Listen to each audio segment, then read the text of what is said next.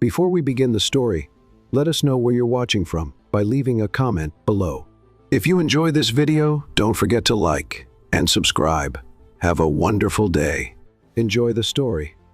Nora Harper held her folder tightly against her chest. No job, no money, and rent overdue. She decided to try the impossible, hand in her resume at Starpoint without an appointment. She walked into the building and headed straight for the elevator. When the doors opened, a man was already inside, wearing a simple suit and looking down at his phone. She stepped in, pretending to be confident. "Good morning," she said as she entered. "Good morning," he replied without looking up. Nora pressed the button for the reception floor. The silence felt uncomfortable. He seemed so calm, which made her feel the sudden urge to speak, maybe from nerves, or maybe just because. Well, she tended to talk too much when she felt out of place. "You know, I once read that elevators are like life," she began. "Sometimes you're going up, sometimes down, and sometimes, out of nowhere, you get stuck in the middle." He looked at her, puzzled, but with a slight smile. "Elevator philosophy? That's a new one. I'm an expert in random metaphors. Actually, I'm here to drop off a resume. No interview or anything. Kind of crazy, right? Bold or desperate, hard to tell. If I were HR, I'd hire me just for the guts." Before he could answer, the elevator gave a little jolt and stopped. The lights flickered. The panel froze. Everything shut down. "Oh no," Nora muttered, looking up. The man turned pale. He leaned against the wall and closed his eyes, sweating, breathing too fast. "You okay?" He nodded slightly, trying to keep it together. "Claustrophobic," he confirmed with a tense gesture. Nora stepped closer, gently. "Look at me. That's it. Breathe in. Breathe out. We're getting out of this, okay? And you're not going to die crushed between the 10th and 11th floors, I promise." He laughed, though still out of breath. "Seriously, just imagine the headline. Well, man suffocates next to talkative girl who wouldn't stop talking. Girl saves executive with bad jokes and no filter." "Much better," she replied. "Do you work in comedy?" "No, but maybe I should. Elevator stand-up could be my future." "Good evening, everyone. I'm Nora, and today we'll be stuck between the 3rd and 4th floors until someone remembers we're here." Time passed. She talked about everything. The economy, how companies forget people, how sometimes we just want someone to listen. She even joked about CEOs locked in glass offices, like robots. He listened in silence, slowly calming down. "If I could give some advice to one of those suit and tie bosses," she said, "I'd say, smile more, walk the halls, and try to remember the cleaning lady's name." When the elevator finally started moving again, they both felt oddly lighter. The panel lit up, numbers rising, and Nora smiled. See, nothing like a good chat and a shared panic attack to start the day. The doors opened at the reception floor. "It was a pleasure, Ethan," she said after noticing his name subtly printed on his badge. "Hope the rest of your day runs more smoothly." "Likewise, Nora." She blinked, surprised. "Wait, how do you know my name?" "You said it," he replied, walking out another door before she could ask more. Still a bit stunned, Nora made her way to the front desk. The receptionist gave her a quick, unimpressed look. Her second-hand blazer, worn-out purse, and messy hair all screamed. She didn't belong there. "Hi, I came to drop off my resume. I don't have an interview scheduled, but I'd really love a chance," she said with a sincere smile. "We're not hiring at the moment," the receptionist said, taking the paper and setting it aside without much interest. "All right, thanks anyway." Nora walked out, trying to hold on to her dignity. The world outside felt grayer, the sun hotter, and the weight of helplessness heavier. Hours later, on the top floor of Starpoint, Ethan Brooks stood by the glass window of his office, still thinking about the chatty girl from the elevator. The way she joked about chaos, her honest nature, and most of all, the fact that for 15 minutes, he hadn't been a CEO, just a man stuck between two floors. He sat down, picked up the phone, and dialed. "Executive office, this is Brooks. Today, a woman named Nora dropped off her resume. Hire her. She starts Monday. No excuses." Later, in the small room she shared with her best friend, Nora was browsing job listings on her phone when it rang. Unknown number. "Hello? Good evening, Miss Harper. This is Starpoint calling. We're reaching out to confirm your hiring. Your start date is scheduled for Monday." "Sorry, what?" "Your paperwork has already been processed. You'll get an email later today with your schedule and department details." But I haven't even had an interview. It was a decision from upper management. Nora hung up, stunned. Friend, I got the job. Her friend, who was eating instant noodles, choked. Wait, what? I just went there to drop off my resume. They didn't even let me talk properly, but they called me. I got it. They screamed, hugged, and laughed like it was a miracle. And maybe it was. Meanwhile, high up at Starpoint, a CEO looked out the window at the city with a faint smile, wondering what kind of girl talks that much, and still somehow makes silence feel lighter. Nora was spinning in circles in her room, holding her phone like it might explode at any second. This is a prank, right? Someone's hiding with a camera. Where are you, hidden camera? She yelled at the ceiling. Nora, you're yelling at the light fixture, her friend said, still holding her noodle spoon. This is unreal. I got hired by Starpoint, one of the biggest companies in the city. I barely stepped through the door. Technically, you took the elevator, her friend pointed out. Oh, shut up and celebrate with me. They danced awkwardly around the room. It was one of those wins so unexpected you couldn't even process it. One call, you start Monday. And just like that, she had a job. Monday came way too fast. Nora got up early, put on her most respectable outfit, the one with no visible lint, and a working zipper, and tied her hair in a way that looked professional, or at least neat. On the way to the company, she practiced answers to possible questions. Why do you think we hired you? Because I saved a man from a nervous breakdown in a floating metal box? Maybe not. When she arrived at Starpoint, everything looked brighter than before. The building, the people, even the front desk, now with a new receptionist, who, to Nora's relief, was actually smiling. Hello, Nora Harper, right? The receptionist asked. You can head up. Here's your temporary badge. The strategic creation team is waiting for you. Strategic creation? She almost tripped on the rug. In the elevator, she looked closely at the badge. Her name was there, printed in a nice font and everything. No spelling mistakes. This was really happening. When she got to the right floor, she was greeted by a friendly, very energetic woman named Sophie. You're Nora. Oh, I'm so glad you're here. We've been waiting. Are you settled in? Have you had a moment to breathe? Want some coffee? Yes, I mean no. Coffee, please. Perfect. Come on, I'll show you your desk. The desk was simple, but neat. A computer was already waiting, and a handwritten note, Welcome, Nora. It'll be fun working with you. She smiled. Who left this? Oh, not sure. Someone on the floor. Maybe Ethan? She froze. Ethan? Yeah. One of the nicest guys here. He's always wandering through all the departments. Kind of a chameleon, but he's smart, fun, a bit mysterious. Nora swallowed hard. The Ethan from the elevator. Before she could ask more, she heard a voice behind her. I thought you'd run off, he said with that same calm tone and the same light blazer. She turned slowly. Ethan. Hi. You work here? I do. Looks like you do too. Nice to see you again. She blinked, trying to piece it all together. You work exactly where? Oh, a little bit of everywhere. I show up when people need me. Sometimes when they don't, he answered with a small, mysterious smile. So, you're like a problem solver? Something like that. Before she could keep questioning him, Sophie came back with the coffee. Ethan, are you already filling our newbie's head with riddles? Just testing her endurance, he said, grabbing a cup for himself. Nora, if you survive Ethan's jokes, you're already a good fit for the company culture. Oh, after getting stuck in an elevator with him, nothing scares me now. Ethan coughed into his coffee. Sophie laughed. Don't tell me you were the elevator guy. Let's just say I was saved by a burst of non-stop talking. Nora wanted to crawl into a hole and stay there indefinitely. That explains a lot, Sophie said, smiling. The morning flew by. Nora was warmly welcomed by the team. Even though she didn't fully understand how or why, she felt right there, like for the first time in a long while. She was exactly where she needed to be. Between spreadsheets, presentations, and tossed around ideas, she noticed something interesting. Ethan was everywhere. Meetings, hallways, near the coffee machine, always around, listening more than speaking, half smiling like he knew something no one else did. He didn't seem like just another employee. At lunchtime, as she was heading down to the cafeteria with the group, she overheard someone say, Hey, just a heads up, mister. Brooks is heading up to the creative floor today. Blue shirt, as usual. Keep an eye out. The CEO's coming upstairs. Someone mumbled. Nora frowned. The CEO guy must be a real pain. I've never even seen a glimpse of him. He's like a mythical creature.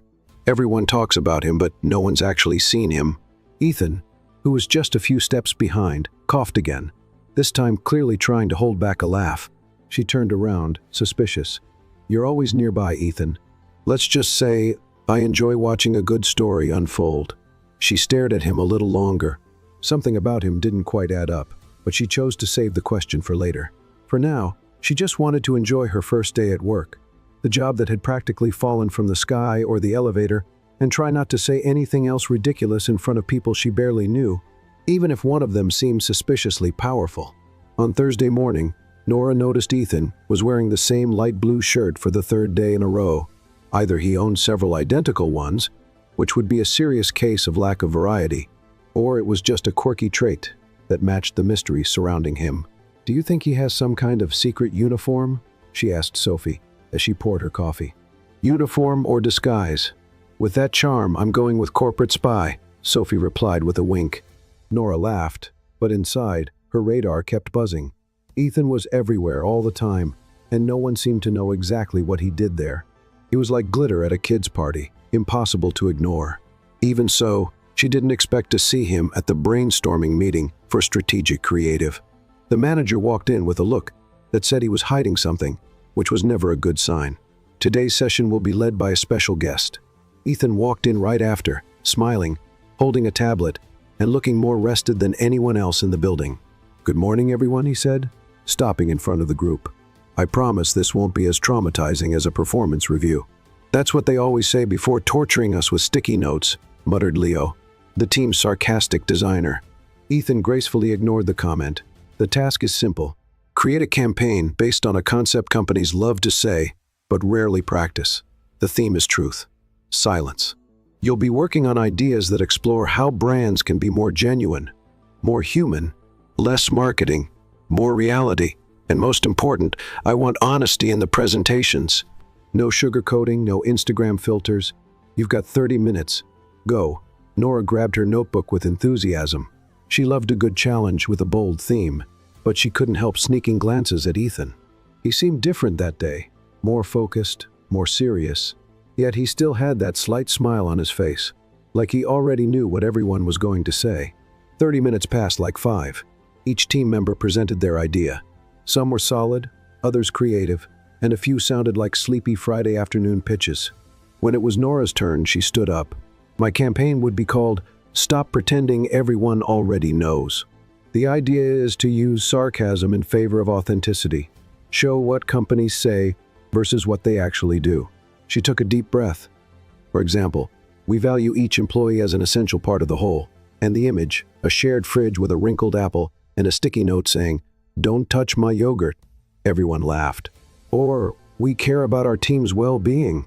Below that, someone napping in the bathroom with their forehead against the wall. More laughter. The point is to expose the truth in a humorous way, because sometimes laughing at what's wrong is the first step to changing it. Ethan was watching her closely, his smile now a bit more obvious. When she finished, he was the only one who didn't clap. Instead, he said, "You're brave." "Is that a good thing? It's rare." She sat down, not hiding her smile. That compliment felt more valuable than any evaluation score. After the meeting, Nora went to the break room for some water. She was distracted, thinking about how to improve her idea, when she heard footsteps. Ethan leaned against the counter next to her, holding a mug. "Did you have fun today?" "A little." Speaking inconvenient truths out loud is always fun, especially when the audience can't do anything but laugh. "Exactly." He took a sip. "And you, Ethan, have you ever told someone an inconvenient truth?" "Yes, today actually." "Oh yeah? What was it?" "That I think you're brilliant." Nora nearly choked on her water. "Was that a pickup line?" "No, just an honest observation. But if you want, I can try a bad pickup line so you can compare." "No, please spare me." "All right, then I'll keep being honest." "You intrigue me, Nora. Since the elevator, since the way you speak your mind without a filter, without fear. I don't see that much around here." She looked at him, and for the first time, she realized his gaze wasn't just curious, it was interested. There was something there, something that went beyond teamwork, beyond professional respect. "Do you always compliment people like that or just me?" only when it's deserved. Silence fell between them, but not the awkward kind. It was the kind of silence that makes everything feel clearer. "You know what I find strange?" Nora said, breaking the moment. "What?" "The fact that you show up everywhere, like a recurring character in my week. It's like my life is a show, and you're the secret main character. What if I told you I like being around?" "I'd say that's suspicious." "And what if I said it's true?" She looked straight at him. "Then prove it." He set down his mug, took a step closer, and gently reached for her face. Her breath caught. Time stood still. Everything paused, and he kissed her. It wasn't a dramatic, movie-style kiss. It was simple, real, with a hint of lukewarm coffee and a racing heartbeat. A kiss that said, "I'm here," without using any words. When they pulled back, Nora still had her eyes closed. Okay, that was unexpected. Was it a little and good or bad? Good, but you're still suspicious. Then give me time to prove otherwise. She laughed. Her cheeks were flushed. She felt happy, confused, and strangely comfortable with all of it. The next day, Nora arrived at work with a fluttering heart and a head full of questions. She didn't quite know what it all meant, if it was a beginning, a coincidence, or just something good in an unexpected moment. Ethan didn't show up that morning. She found it odd. Maybe he was trying to avoid turning the kiss into a topic. At lunchtime, she went to the cafeteria alone, got her food, sat in a corner, and soon heard footsteps behind her. "This seat taken?" She turned. It was him, with a small smile and 2 sodas in hand. "You disappeared today. Had meetings, but I was thinking about you the whole time." She tried to hide her smile, failed miserably. "And what did you think? That you're more dangerous than I thought? Me? You throw me off. That never happens. Welcome to my world," she said, taking the soda. "I've been off balance since the elevator." They looked at each other, and suddenly, the noisy cafeteria didn't matter, nor the curious glances, nor the fact that it was a place where no one usually got involved with anyone. "This is really happening, isn't it?" she asked, almost in a whisper. "It is, and it's the best thing that's happened to me here." She laughed. "So, what do we do now?" "We live. Carefully, patiently, and with more kisses. If you'll let me, I'll let you." And there, among trays and napkins, Nora realized that maybe, just maybe, the truth was more surprising than she had imagined. The morning after the kiss, Nora woke up with a ridiculous smile on her face. And it wasn't because she slept well, because she didn't. She spent most of the night tossing in bed, laughing to herself, and replaying the moment. Ethan kissed her. That kiss had turned everything upside down, her thoughts, her focus, her sense of professional boundaries. "I kissed Ethan," she said out loud, as if trying to convince herself. "I heard," Ellie replied from the bathroom, toothbrush in her mouth. "You've said that 4 times since you woke up." Nora pulled the blanket over her head. "This is crazy. Now what? Now you breathe, have your coffee, and go to work like you didn't just kiss the company's most handsome, mysterious, and sought-after co-worker. I'm in trouble. You're in love. That's even worse." At the office, Nora tried her best to act normal, which was a total disaster since she was never exactly good at pretending. With every step, she glanced around for Ethan, hoping for some kind of secret signal, a longer than usual hi, a coffee with a note, anything. But by mid-morning, nothing. "Where's Mr. Mysterious?" whispered Sophie as they passed by the break room, probably avoiding eye contact. Maybe he came to his senses and realized he got involved with an employee without health insurance. Or maybe he's planning the next kiss, like a military operation. Nora blushed just at the thought. At lunchtime, she decided to go down alone.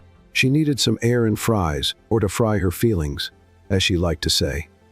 She was busy with the ketchup when someone pulled out the chair next to her. Guess who got a 30-minute break? She nearly dropped her tray. Ethan, present. He had his blazer slung over his shoulders and a smile that threw her heart rhythm off completely. "I thought you were avoiding me." "I thought about it, but then I remembered I'm terrible at running away. I always end up coming back." Nora looked around. No one seemed to be paying attention. "Is this a date?"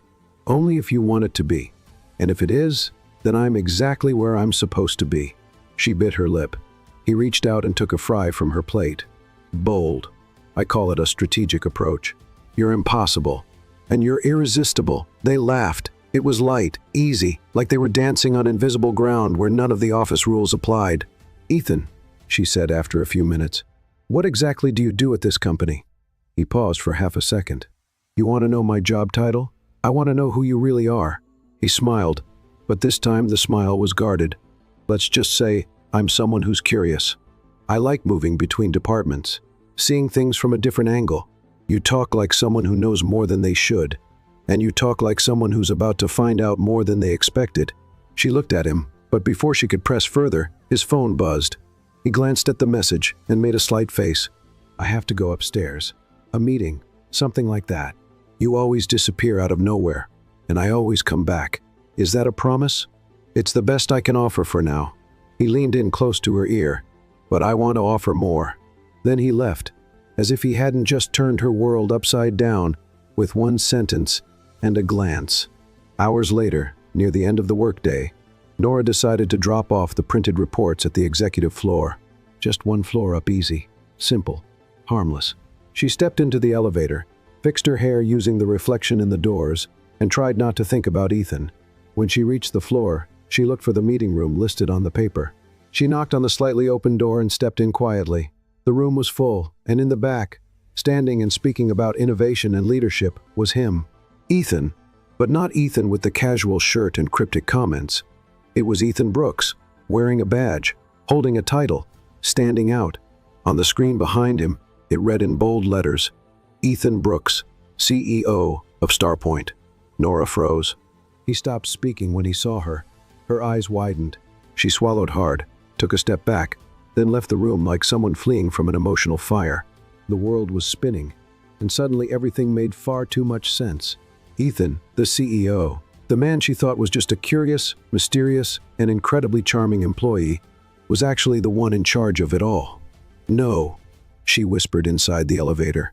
This can't be real, but it was. And suddenly the kiss, the looks, the coffees, all seemed part of something much bigger, too big, and far too real. Later that evening, back at home, Nora couldn't stop thinking about the scene in the meeting room. Ethan Brooks standing there, talking about innovation like he wasn't the same man who had stolen fries off her plate just days before. "So, mysterious Ethan was the boss all along," Ellie said. "And here I was, thinking he was just a quirky analyst with a badge allergy," Nora replied, flopping onto the couch. "You kissed the CEO, Ellie. For heaven's sake, don't say that out loud. Sorry, but you kissed the CEO." Nora threw a pillow at her. The next morning, Nora avoided the break room. She avoided the elevators. She even avoided walking near the executive floor. She had spent the night rehearsing speeches in front of the mirror. Some were cold and direct, others dramatic and sarcastic. In none of them did Ethan respond the way she hoped. When the clock hit noon, she tried to sneak out to lunch 5 minutes early to avoid the crowd, but no luck. As soon as she stepped into the cafeteria, she saw him. He was already there, sitting at one of the corner tables with 2 bottles of water on the table, a silent attempt at peace. She thought about pretending not to see him, but that wasn't who she was. Nora walked over, heart pounding, thoughts racing. "Can I sit?" she asked coldly. "Please." She sat down slowly, keeping enough distance to make it clear that things were anything but friendly. "So, CEO," she said, folding her arms. Ethan sighed. "Nora, you let me believe you were just another employee. A curious one. A guy who popped up out of nowhere but had good taste in coffee. I know. And even after the kiss, you stayed quiet. I was going to tell you, I swear. I just didn't know how to do it without sounding like I was trying to manipulate you." At this point, it sounds exactly like that. He looked down for a moment. When he looked at her again, he seemed more vulnerable than ever. "You have every right to be upset and hurt. I just wanted a little time to experience something real, without my name getting in the way of everything. You pulled it off, didn't you? For a few days you were just Ethan, the guy I felt comfortable around, the one who made me laugh, who understood me. But all of that, it was based on a lie. It wasn't a lie, Nora. It was real. I just kept part of it from you, out of fear. Because when I'm with you, I'm not the CEO. I'm just me." She took a deep breath, crossing her arms on the table. "That doesn't erase the fact that you hid it and put me in an awkward position. You had power over everything, and I didn't even know who you really were. I understand. That's why I'm here. No badge, no ready-made excuses, just hoping for a chance to talk outside of this place tonight. Please." She looked at him. There was truth in his eyes. Regret, too. But inside, she was still unsure. "I'm not saying I'm ready to forgive you today," she said. "I'm not asking for that today, but I'll talk to you after work, somewhere where we're not the CEO and the employee. Deal?" The rest of the afternoon felt strange. Ethan disappeared. Literally, no one saw him in the halls or meeting rooms. Maybe he was giving her space, or maybe getting ready for the most tense conversation of his life. Nora, on the other hand, could barely type. Every time she saw his name pop up in the company system, her stomach turned. At 5:45, she sent her last email and shut down her computer. At exactly 6:00, a message popped up on her phone. "I'll be at the main entrance. If you change your mind, that's okay. But if you want to hear me out, I'm here." She stared at the screen for a few seconds, then grabbed her bag, took a deep breath, and walked out. Ethan was waiting by a modest car, which was already unexpected given his title. No suit, no fancy watch, just him in that same light blue shirt as always. "Ready?" "Not yet, but let's go." The drive to the restaurant was quiet. Not an awkward silence, but the kind that gives you space to breathe. Ethan drove with one hand on the wheel, eyes focused on the road. Nora, in the passenger seat, watched the city through the windows, like it was the first time she'd seen that part of town. The radio played soft instrumental music. Nothing special, but just enough to keep her thoughts from getting too loud. "You don't listen to music with lyrics?" she asked, breaking the silence. "With lyrics, I start thinking. Without them, I can just listen." She gave a short laugh. Ethan smiled faintly. "I knew you had lines ready to go. I have a stash. You can use them whenever you want. I'll think about it." The restaurant was small and cozy, with warm lights hanging over rustic wooden tables. Nothing fancy, nothing corporate, no chance of running into anyone from Starpoint. The kind of place where no one cared about titles, reports, or quarterly goals. They sat in a quiet corner by the window. A friendly waiter brought 2 menus and disappeared. Nora flipped through the pages without really looking. "Do you come here often?" "Whenever I need to remind myself I'm not just a name on a glass door." She nodded slowly. "Fair enough. I usually go to this 24-hour laundromat that has an old couch and a soda vending machine. Not for the laundry, just for the peace. You and I have unusual tastes." She placed the menu down. "You know what still bothers me, Ethan? It's not just the fact that you're the CEO. It's that you heard me badmouth the CEO and said nothing." He bit his lip, holding back a laugh. "You were right about almost everything you said, to be honest. Don't compliment me just to dodge the issue. I'm not dodging. I really admired how bold you were. It reminded me of who I was before the title. I liked being treated like a regular guy. I needed that. So I was just your tool for that?" "No, you." Nora crossed her arms on the table. "I felt embarrassed, like I'd exposed too much. I felt ridiculous when I saw your name on that screen, and I felt seen for the first time in months." The waiter came back. They ordered quickly. Nora picked a dish she didn't know, just because the name made her smile. Ethan went with a classic. While they waited, she leaned back in her chair and looked out the window. Outside, the city was loud and alive, but inside, it felt like time had slowed down. "Why me?" she asked, turning to face him. "Out of so many people, people who know the market, investments, analysis, why pay attention to me?" "Because you're the only one who made me forget I have to be someone." She went silent. That wasn't the answer she was expecting, and she didn't know what to say after that. "So what now?" she asked, for the 3rd time in the past few days. "Now we start over," he said. "If you're willing." "How?" "We're choosing a new starting point. A place where no one's a CEO, no one's an assistant. Just 2 people trying not to mess up something good." She looked into his eyes for a moment. They didn't seem mysterious anymore. Just honest. Maybe a little tired, but real. "Okay," she said slowly. "Then let's make a deal. From now on, you tell me everything. No beating around the bush, no elevator metaphors, just the truth. Deal. And I'll try not to run away. Deal." Dinner arrived, and with it, a lightness Nora thought she had lost. They ate, laughed, and shared embarrassing stories from past jobs. Ethan told her about the time he spilled coffee on a minister at a conference. Nora topped that with the story of when she mistook a priest for the bank manager and asked for a spiritual loan. Later, they walked to the car in silence. This time, the silence felt easy, comfortable. Ethan opened the door for her, and before getting in, Nora paused and looked at him. Are you still willing to just be Ethan with me? Only if you'll just be Nora with me, she smiled. I've never been anything else. He stepped closer, slowly. Her heart was beating fast, but there was no rush. When he kissed her, it was nothing like the kiss at the office. There was no surprise, no doubt, just choice. And right there, on some random sidewalk next to a tucked-away restaurant, Nora understood. Maybe what started out as a mistake was exactly the right thing she didn't know she needed. The week finally felt like it was back on track. Nora and Ethan started talking more naturally again. They exchanged knowing looks in the halls. And even though they kept things quiet, there was an unspoken agreement between them. A silent understanding that said, "We're trying." "So now you two are a sort of secret couple?" Ellie asked as she served pancakes onto her plate. "A semi-official couple with a confidentiality clause," Nora replied, sitting down at the table. "I'm not sure if I should be happy or worried." "Be both." "I am too." At Starpoint, the rumors had quieted down. HR hadn't called Nora again, and Ethan kept a public distance to avoid more gossip. But how do you hide something that feels real, even when no one's talking about it?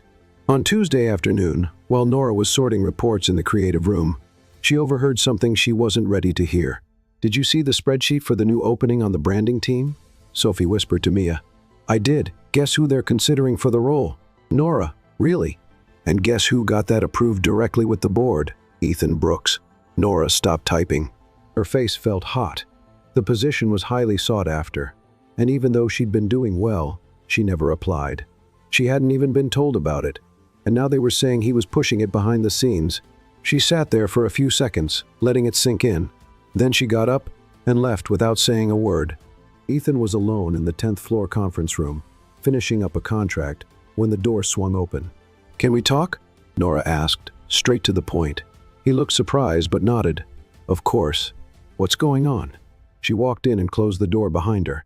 "Did you recommend me for the branding position?" He hesitated. "Yes, I did. You've got real talent, Nora, and the role needs creativity, vision, and was that before or after you decided it was a good idea to get involved with me?" "That has nothing to do with this." "It has everything to do with this, Ethan. You're mixing things up, and from the outside, it looks like I'm being given special treatment. Do you really think I'd do that out of pity or just because we're getting to know each other? I think you don't realize how exposed this makes me feel. I'm trying to earn my place my way, and now everything feels tainted. I just wanted to give you a real opportunity. What you bring here is above average. You know that. And now no one else will believe it." Silence. Ethan stood up. "Then tell me what I should do. Ignore your talent? Pretend I don't see your potential? I'm your boss, but I'm also someone who wants what's best for you. This isn't a game, Ethan, but it feels like one. Like a chess move. And I'm the piece that doesn't know if it's being played or thrown away." Her throat tightened. She didn't want to cry. Not here, not in front of him. "Nora, I'm trying to balance everything, but maybe I'm doing it wrong. Maybe we're going too fast. Do you want to stop?" She swallowed hard. "I want to think," and left. That night, Nora came home exhausted. Ellie was watching TV but turned it off the moment she saw her. Something happened. "We had a fight. I heard he put my name in for an important position without telling me, and now I feel like some kind of emotional lab experiment. I get involved with him, and suddenly my name's moving up. How do I prove it's not because of him?" Ellie came over and sat next to her on the couch. "You don't have to prove anything to anyone, Nora. You just need to be sure that what you want is truly yours. Because if it is, no one can take it away." Nora sighed. "Sometimes I just wish he were only Ethan from the elevator, nothing more. But he's not. And you're not just the girl who came in to drop off a resume anymore either." The next morning, Nora went to work as usual, but Ethan didn't show up. She didn't get a message, didn't see his car in the parking lot, nothing. She pretended not to care. At 3 p.m., an email arrived. Subject, temporary replacement. CEO Ethan Brooks will be out for 2 days due to external commitments. In his absence, all operational decisions will be reviewed by the board. Nora closed the email, and at that moment, she felt the weight of the emptiness. Later, when she left the building, she found a small box on the back seat of her car. She recognized the handwriting on the note taped to the lid. Just a reminder that before I was CEO, I was just a guy in an elevator. Inside was a keychain, shaped like an elevator, with 2 little metal figures inside. She held it gently and didn't know whether to smile or cry. The second day without Ethan felt even longer than the first. Nora arrived early, as always, but something about the office felt different. His absence was like a sound you don't notice until it stops a quiet space no one dared to fill. She tried to stick to a routine, work, answer emails, avoid the flood of thoughts threatening to overflow, but it was impossible to ignore all the eyes on her. Even Sophie, who never paid attention to gossip, now seemed to hesitate before starting a conversation. "Are you okay?" she asked, leaning on the edge of Nora's cubicle. "I'm fine. Why wouldn't I be?" "I don't know. You seem a little closed off." Nora forced a smile. "Maybe I'm just saving my energy. It's only Tuesday, and I already feel like I've lived a month's worth of emotions." Sophie laughed, but something in her eyes held back a quiet curiosity, like she was waiting for Nora to confess something, and that made Nora even more uneasy. In the 8th floor meeting room, Nora was called in for a chat with 2 board directors. "We just want to hear from you," one said, adjusting his glasses. "Learn about your experience with the company. See if there's anything you'd like to share." She knew what this was really about. It wasn't her experience. It was about her being too close to the CEO. "Everything's fine, thank you," she answered politely. "The branding position has been put on hold," the other one added casually. Nora nodded, keeping her expression steady. "I heard it was a unanimous decision, but if new opportunities come up, we'd like to know if you're still interested in growing with the company." Interested in growing on my own or with help from the top, she wanted to ask, but she said nothing. "Of course. I'm here to work, above all else." "Great. You can count on us." She left the room with shaky legs. The knot in her chest tightened, but the smile on her face remained untouched. At the end of the day, Ellie called just as Nora was waiting for the elevator. So did he show up? No. And the position he had recommended me for got canceled. Coincidence? I don't think so. Me neither. But you know what's worse? What? I'm mad at him for it. And at the same time I miss him. On the other end of the line, that's what we call advanced stage emotional confusion. Sounds accurate. You know what you need? A tranquilizer dart, a bit of distraction, and you're getting some tomorrow night. What did you do? I signed us up for that gallery event, the urban photography one. There'll be free wine and people who don't talk about spreadsheets. Free wine and art? I'm in. On Wednesday, the office got an unexpected visitor. "This is Marcus," Sophie announced, introducing a tall man with an easy smile and a direct gaze. "He'll be with us for a month, sharing experiences between Starpoint locations. He's from the Chicago branch. Marcus, this is Nora, the most creative mind on the team." He shook her hand firmly, flashing a smile, far too charming for someone who had just arrived. "Nora, beautiful name. I hope we get to work together during these weeks." "Me too," she replied, kindly, though her eyes were still fixed on the empty spot where Ethan used to show up. By the end of the day, Marcus had proven to be just as efficient as he was charming. In just a few hours, he had already learned the team's system, won over the front desk staff, and received 3 compliments from the communications director, something Nora had only managed after 2 months. "Wow," Sophie said. "If this guy keeps it up, he'll get promoted before we even finish the campaign." Nora laughed, but she wasn't exactly at ease. There was something about Marcus that kept her on alert. He was too good, too confident, and worse, he seemed to know more than he let on. "You're close to Ethan, right?" he asked during a break in the kitchen. She stopped stirring her coffee.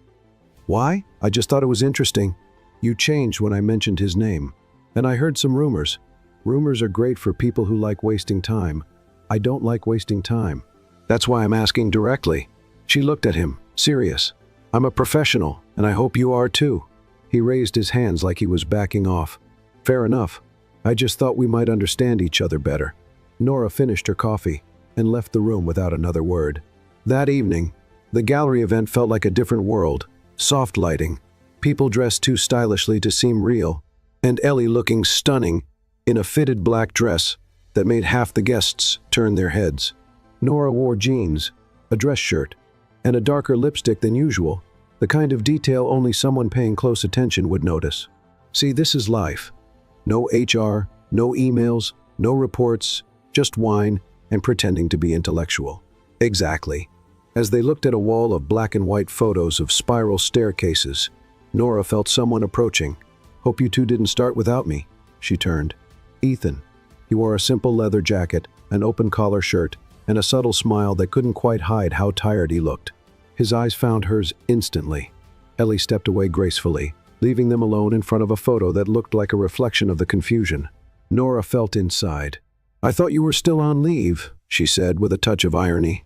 "I was, but I got tired of staying away. How convenient. I came because I heard you'd be here. And why does that matter?" He hesitated before answering. "Because I couldn't go one more day without saying what I need to say." Nora crossed her arms. "Say it. I messed up again, trying to do the right thing the wrong way. I wanted to protect you, and I pushed you away. I wanted to help you, and I ended up exposing you. But it wasn't out of carelessness. It's because I'm trying to figure out how to be myself with you." She didn't say anything. "And what if I don't want to figure it out anymore?" He looked her in the eyes. "Then I'll accept that. But if there's still any part of you that wants to try, I'll be here, even if it's from the outside." The ambient noise muffled their breathing. But in that moment, the world felt too quiet.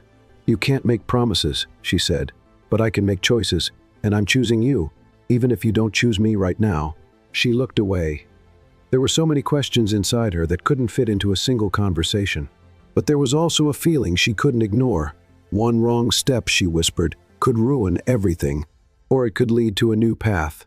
They stood there in silence, in front of the image of a staircase that led nowhere. And still, something inside her said that maybe, just maybe, the first step was right there. That night, after the gallery, Nora went home without saying a word. Ellie, who knew her silences like pages in a well-read book, didn't ask anything. She just made tea, set it in Nora's lap, and sat beside her, watching a movie neither of them really paid attention to. There are things words can't explain, and Nora wasn't sure if what she felt was pain or just the weight of a decision she hadn't yet made. Ethan had confronted her with a vulnerability she hadn't expected. He'd let himself be seen without defenses. But that didn't erase the fact that the world around them was still the same, full of judgment, rules, and how easily people twist things they don't understand.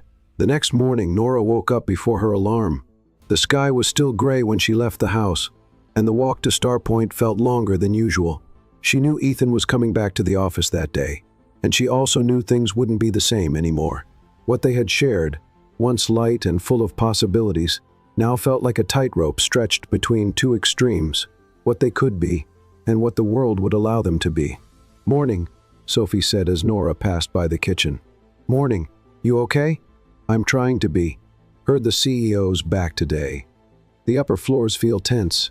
Word is the board had an emergency meeting." "You think that has anything to do with?" "So what is everyone whispering about in the hallways, of course?" Nora gripped her bag strap a little tighter. At 10:00 a.m., Ethan reappeared, not with the same casual posture as before, but with the look of someone who knew he was being watched from every angle. He gave Nora a small wave when he saw her from afar, but didn't come closer. They had become public strangers, too close to be ignored, too distant to pretend nothing had happened. At lunchtime, Nora chose not to go downstairs. She ordered something through an app and stayed in the empty meeting room, eating in silence, until someone knocked on the door. She turned. It was Marcus. "Sorry to interrupt," he said, coming in with a small sushi box in hand. "I heard you were having lunch here. Thought it might be nice to have some company." She hesitated, then nodded. "Come on in." Marcus sat across from her. "I know things have been a little strange around here. You can feel it in the air. You pick up on things quickly. Field training. The Chicago branch is a battlefield disguised as a company." Nora chuckled, even though she didn't mean to. "At least you've got a sense of humor and a good ear. You don't have to tell me anything, but if you feel like talking, I'm here. I promise I'm not the type to turn a private talk into gossip." She looked at him more closely. "Why do you care?" "Because I was once the center of a scandal that never happened, and I know how that changes everything," he said, picking up a piece of sushi with his chopsticks. "Someone accused you of something?" "Favoritism, getting involved with someone from the board. All because I was close to a manager who was teaching me everything. In the end, she was married, and I was just working hard. But the company didn't want to hear the hard part. They just wanted the noise to stop." Nora stayed quiet. For the first time, she saw something in Marcus beyond friendliness, a shared kind of pain. "And how did you handle it?" "I asked for a transfer. Started over. That's brave. Painful, but necessary." They ate quietly for a few minutes. "Just don't shut yourself off," he said, standing up. People will talk no matter what, but you're more than what they're saying." Nora thanked him with a glance. That afternoon, Ethan showed up in the creative room, not like before, with his relaxed attitude and subtle jokes, but like the CEO, serious, holding folders, focused on work. He asked to gather the team. "I need you to review the new campaign materials by Friday," he said firmly. "We're close to closing a deal with a major tech company, and this presentation needs to be perfect." Everyone nodded. But when Ethan looked at Nora, just for a second, it was as if he was saying, "I'm still here, but I don't know for how long." At the end of the day, Nora was called back to HR. "Nora," the manager said with the same polite voice as always, "this is just an advance notice that the board has opened an internal investigation. Standard procedure. It's not personal. Investigation, yes, to ensure there hasn't been any ethical misconduct in the past few months. Because of me?" The woman hesitated. "You're at the center of an unusual situation, and the committee needs to determine whether there was any improper influence on internal processes." "I see." She walked out of the room with shaky legs. She needed some air. She went up to the building's terrace, where the wind felt colder than usual. Ethan showed up 5 minutes later. "They told me you were called in. They've put me in the middle of an investigation. Is that what you meant when you said you'd stand up for us?" "Nora, I'm not a piece in your game, Ethan. I'm not the girl you rescue in an elevator just to throw into the fire later. You're not in the fire because of me. You're in it because the system doesn't know how to handle someone who challenges the natural order." "That doesn't make me feel any better." He stepped closer. "I'm trying to fight this with you, but sometimes it feels like I'm fighting alone." "Then tell me what to do. Let me think." She left without saying another word. That night, Nora got home late. Ellie was in her pajamas, eating cereal straight from the box. "You look worse than I do on the last day of the month," she said. "I'm in the middle of an official investigation, because of Ethan." Ellie stopped chewing. "Are they pressuring you? They want me to quit. And are you going to?" Nora didn't answer. She went to her room, locked the door, sat on the edge of the bed, and opened her laptop. She checked her email. A new sender, Asun.Gorg. "Dear Nora Harper, we inform you that during the next 7 business days, your routine will be monitored by an internal observer. According to Conduct Audit Protocol, your cooperation is essential to complete this process fairly. Thank you for your understanding." She closed the laptop. That was it. She was being watched for something that had barely started, for something that maybe didn't even have a name yet. The next morning, when Nora arrived at the office, she found a man sitting at the reception desk, gray hair, straight posture, tablet in hand. As she walked past, he stood up. "Miss Harper?" "Yes?" "My name is Walter. I'm the audit observer. I'll be following your routine for the next few days. No interference, just observation." "All right. If you'd rather pretend I'm not here, it'll make things easier." Nora nodded, trying to swallow her discomfort. "As you wish." She spent the rest of the day feeling like every step she took was being watched.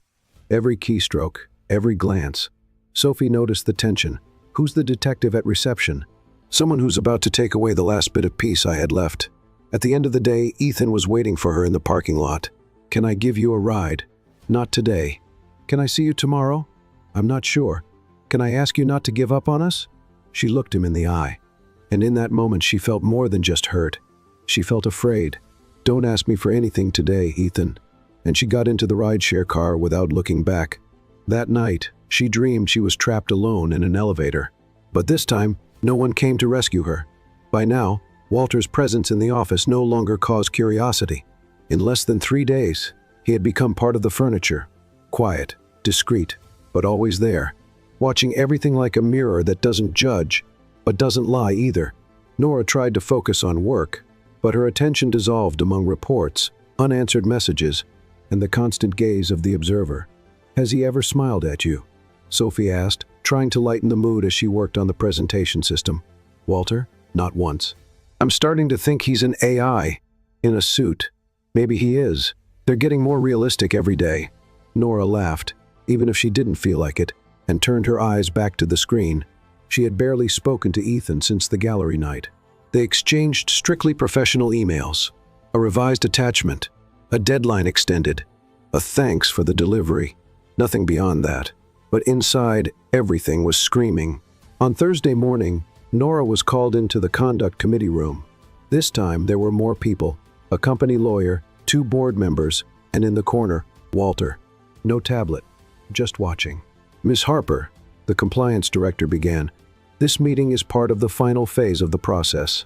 We need to review a few sensitive points regarding communication between you and the CEO over the last 90 days. Nora nodded, trying to appear steadier than she felt. "How would you describe your relationship with Mr. Brooks during this period?" She thought for 2 seconds. Just 2. Polite, professional. "Do you deny there was a personal relationship?" "I don't deny it, but I don't think that's the point." "And what would the point be then?" "What I do here, what I deliver, the campaigns I helped build, the materials I signed off on, the recognition I earned before I even knew who he really was." Silence. "We received an anonymous email," the director continued, "claiming you had access to strategic company decisions before other employees, that you were given special treatment." Nora frowned. "An anonymous email can say anything. I didn't have access to anything outside the scope of my job. There are records of meetings with him, after hours.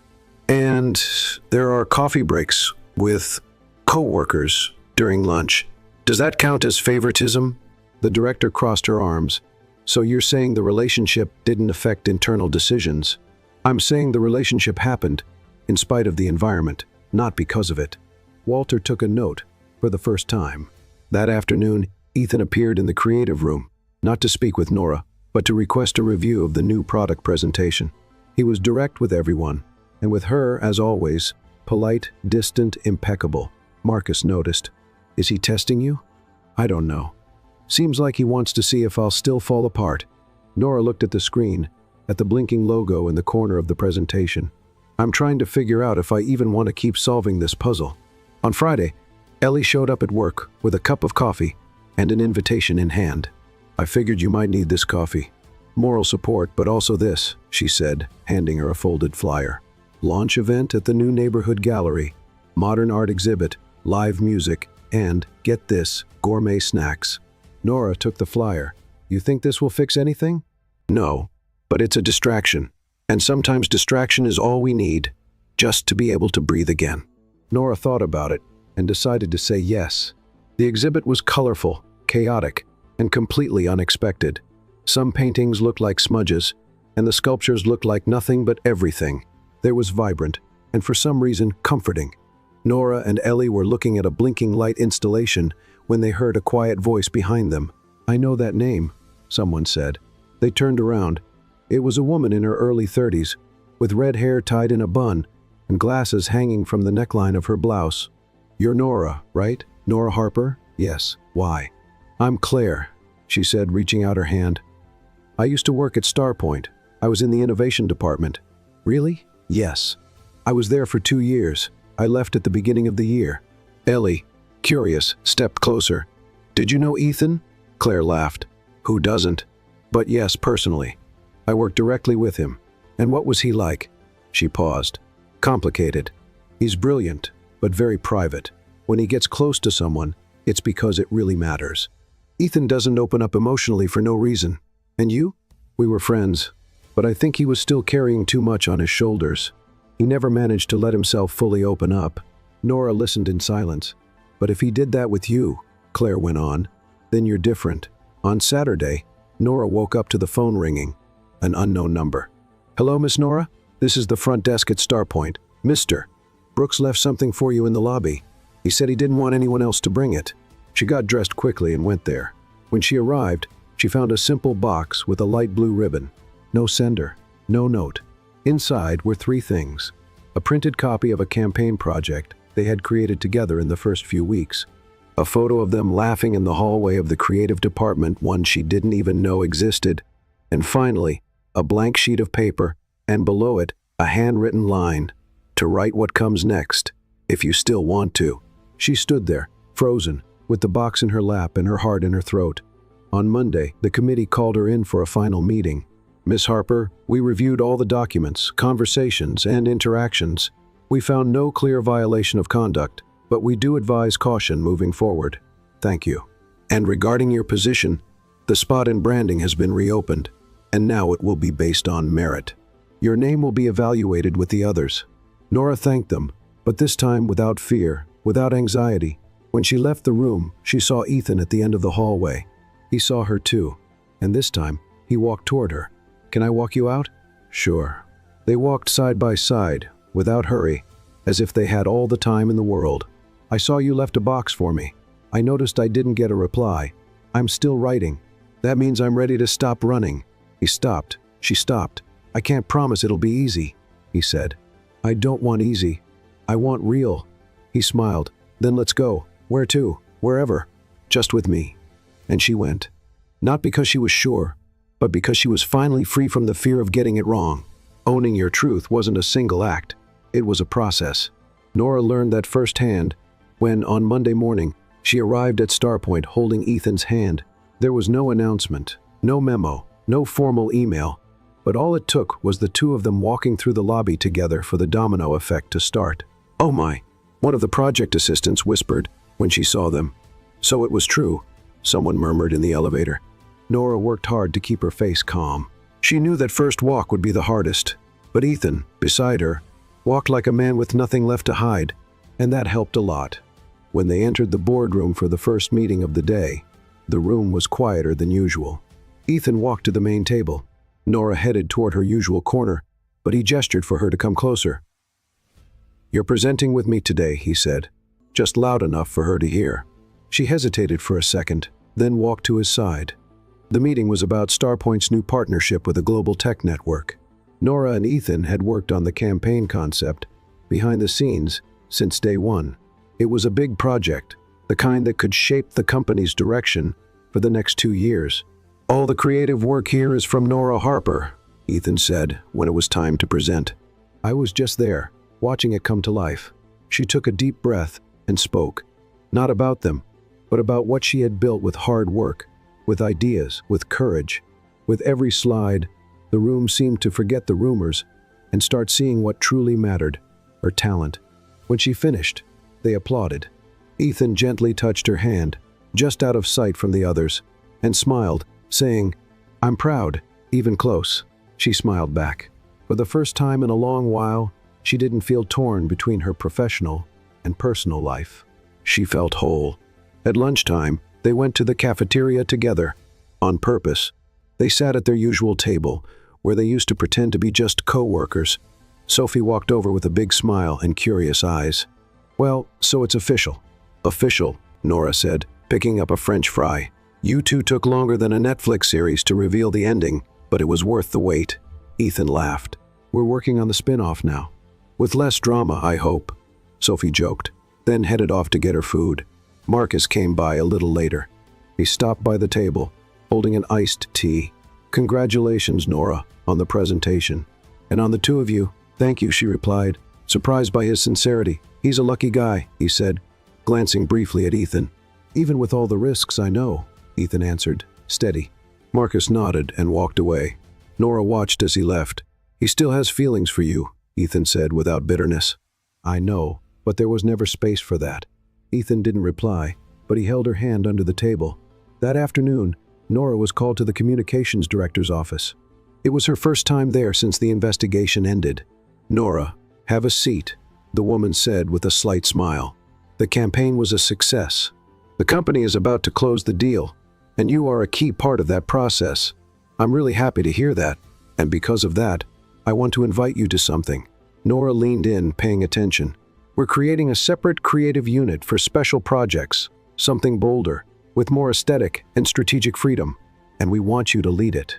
Nora blinked. "Lead?" "Yes, with full autonomy. You'd have a small team, flexible goals, and freedom to experiment. It's a risk, but a good kind." She paused for a few seconds. "I accept. That's wonderful. I just have one condition." "What is it?" "That my position, my role, and my ideas are never tied to a relationship. That what I do is always seen for what it is, my work." The director smiled. "They already are." At the end of the day, Nora and Ethan left the building together. It was an ordinary Tuesday, but for them, it felt like the first day of something new, something light, no secrets. "I have a surprise," Ethan said as they got into the car. "If it's another elevator, I'm out. Better, much better." They drove for 30 minutes to a quieter part of town, a residential neighborhood, peaceful, with tree-lined streets and renovated old homes. He stopped in front of a charming building with a brick facade and large windows. "What is this?" "Our future creative office." Nora frowned. "Ours? I bought the place. It's small, but full of potential. I want to turn it into an extension of Starpoint, but with a new approach. A space where ideas can grow without going through 10 levels of approval. And you want me to be part of it? I want you to lead it, your way. This is unreal. This is us, Nora. No filters, no hiding, just freedom." She hugged him right there on the sidewalk. "Thank you for believing in me. I never had a doubt." That night, they went home and cooked together. Ethan found out he was terrible with garlic. Nora discovered he danced while stirring sauce. They laughed, ate, toasted with soda, and forgot about the world for a few hours. "When did you know you wanted all this with me?" she asked, lying on the couch, her head on his lap. "When you told me in the elevator that if you could give a CEO one piece of advice, it would be, smile more, and remember the cleaning lady's name." She laughed. "And did you?" "I smile more, and the cleaner on the 6th floor is Linda. The one on the 10th is Susan. The one at reception is Karen." She looked at him, touched. "You really listened."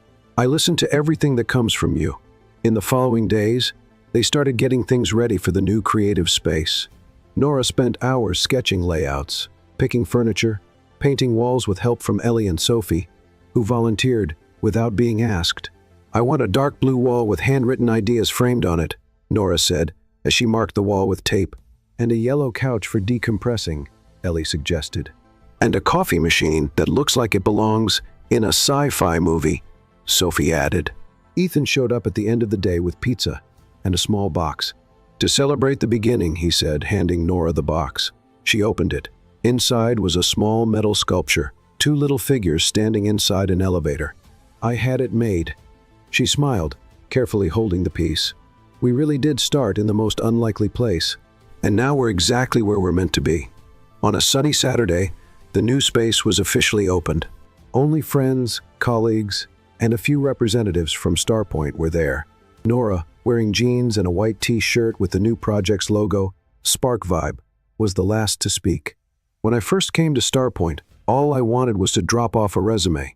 I ended up stepping into an elevator and walking out with a completely different life." Everyone laughed, touched. This space was born from the courage to step outside the mold and from the belief that the most genuine ideas don't need a tie. They just need to be heard. She looked at Ethan, sitting in the audience, and courage. Applause. That night, alone in the new office, Ethan pulled her into one last slow, improvised dance. "No music, just ours," he replied. And they danced, slowly, connected in silence. 6 months had passed since Spark Vibe's opening, and Nora was still amazed by the fact that she could wake up every day and do exactly what she loved, alongside the person she loved. The creative space grew faster than anyone expected. Ideas bloomed as easily as laughter filled the colorful rooms. Starpoint, once a symbol of formality, now had a heart beating with creativity on the outside. And that heart had a name, Nora. Ethan watched her every day with quiet pride. He didn't need to step in anymore. He knew that there, she was the leader she was born to be. Strong, approachable, brilliant. They kept a simple routine. They took turns cooking, doing the dishes, and driving Ellie to the grocery store when she refused to renew her driver's license. But something had been growing between them, something that could no longer be ignored. One Saturday morning, Ethan asked Nora to meet him at the end of the trail behind town, a place they'd only visited once, right after finishing their first campaign together. A place she had once mentioned, almost in passing, as so beautiful it made you want to stay forever. He didn't say why. He just asked her to wear something comfortable and leave the rest to him. When Nora reached the top of the trail, after almost 40 minutes of climbing, she needed a few seconds to understand what she was seeing. Fairy lights were hanging from the trees, forming a soft semicircle around a rustic wooden table covered with a white cloth and 2 plates ready for dinner. In the background, the sky opened in shades of gold and orange, the sunset reflecting on the small lake by the clearing. Ethan stood in the center of it all, wearing a white shirt with the sleeves rolled up, light-colored pants, and an expression that said everything. "Is this," Nora began, breathless. "What I think it is, depends. Did you think this was just dinner?" She laughed, still amazed. I thought you were going to ask me to review another presentation." He walked up, took her hand, and led her to the center of the lights. "Nora Harper, you came into my life in the tightest space imaginable," he said, and she laughed. "And still, you found room inside me for everything I didn't even know I needed." She bit her lower lip, eyes already filling with tears. "You taught me to step off the pedestal, to listen more than give orders. You reminded me the world is made of small details and that love can begin with an apology and a bad joke in an elevator." He pulled a small box from his pocket. "And that's why I'm asking, will you marry me?" Nora laughed through her tears. "This is completely irresponsible, a little, and definitely crazy. Very. But it's exactly what I want," she said. "Yes." With her eyes, her laughter, her whole heart, and he slipped the ring on her finger with hands that shook more than he expected. They kissed with the sunset as their witness. And in that moment, Nora was certain the entire world had paused just for the two of them. The wedding took place 3 months later at a vineyard in the California hills, where the vines danced in the breeze and the sky seemed closer to the earth. Nora wore a light dress made of flowing fabric, with sleeves that floated over her arms like a breeze. Her hair was gently pinned up, with a few loose strands framing her face. Ethan wore a light blue suit, no tie, just as he'd promised, because, as he said with a smile, commitment doesn't have to be tight around the neck. Ellie walked in with the rings. Sophie cried from start to finish. And Marcus, now promoted and married to a barista from Seattle, took pictures from every possible angle. During the vows, Ethan held the microphone firmly. "I promise to keep listening to you. I promise to laugh at your metaphors and respect your silences. I promise to bring you coffee on cloudy days and give you quiet on chaotic ones. I promise to dance with you, even when there's no music." Nora, eyes glowing, replied, "I promise to hold your hand through the crazy ideas, the hard days, and the moments when you forget how to cook rice.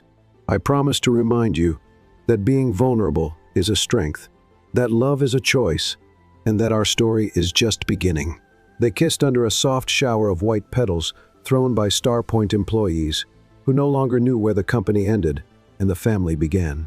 On their honeymoon, in a wooden house by a lake in Oregon, Nora and Ethan spent days completely unplugged from the world. They slept in, cooked together, read quietly side by side. They didn't need anything else. One sunny morning, Nora sat beside him on the porch with 2 cups of tea in her hands and a nervous look that didn't quite match someone simply delivering a drink. "I need to tell you something," she said. Ethan raised an eyebrow. "You forgot to pay the credit card?" "No, but we'll probably forget to pay a lot of things in the next few months." "Okay, that sounds concerning." She placed a hand on his chest. "I'm pregnant." Silence. His eyes widened. "You're really?" She nodded. "There's more." "More?" "It's 2. He took a few seconds to take it in. "2? Twins?" He stood up suddenly, then sat down, then stood up again. "We're having 2 babies?" "Yes." "Oh wow. We're going to be a team." She laughed, a bit nervously. "A small, noisy, and probably messy team." He knelt in front of her and placed his hands on her still flat belly. "They're going to be amazing because they're part of you." She held his face in her hands. "And part of you." They kissed, like it was all beginning again, like the future had suddenly become even more beautiful. Months later, Spark Vibe expanded. Starpoint launched an internal creativity program, inspired by the unit led by Nora. Their relationship, once a secret, was now a source of inspiration. And on an ordinary afternoon, when Nora came home tired from work, she found Ethan on the living room floor with a disassembled crib and an instruction manual. "Are you going to help me? Or pretend this is too easy for me to include you?" "I'm the boss now," she replied, laughing. "And my job is to delegate. I'm sure one of the babies is going to inherit that sense of humor of yours, and the other your need to overplan." "Balance," he said, smiling. She sat beside him, resting her head on his shoulder. "You know, if someone had told me my life would change after walking into the wrong elevator, I would have laughed. But you walked in. I did. And now I never want to leave." Ethan kissed her forehead, and they stayed there, surrounded by screws, laughter, and unspoken promises.